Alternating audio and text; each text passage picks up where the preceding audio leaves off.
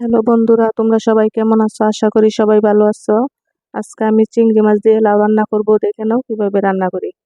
এই যে লাউ, চিংড়ি মাছ, একটা পাতিলে তেল দিয়ে দিচ্ছি, পেঁয়াজ কুচি দিয়ে একটু ভেজে নিব, কাঁচামরিচ দিয়ে দিচ্ছি, রসুন বাটা, আদা বাটা, হলুদের গুঁড়া, মরিচের গুঁড়া, ধনিয়ার গুঁড়া, চিংড়ি মাছ, আমি লবণটাও দিয়ে দিচ্ছি। ভিডিওতে লবণটা দেওয়া নাই। এই যে চিংড়ি মাছটি ভালো করে নাড়াচাড়া দিয়ে নিচ্ছি, পানি দিয়ে দিচ্ছি। এখন ঢাকনা দিয়ে দেখে দিব।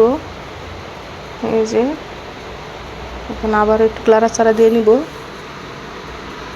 লাউগুলি দিয়ে দিব।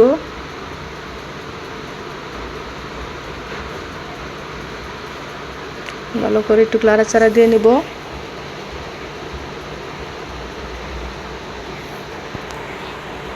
লাউ সিদ্ধ করার জন্য পানি দিয়ে দিব। ঢাকনা দিয়ে 10 মিনিটের জন্য ঢেকে রেখেছিলাম। টমেটো দিয়ে দিচ্ছি।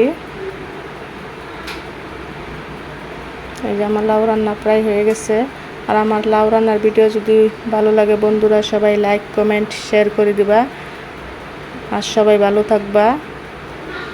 খুদা হাফেজ।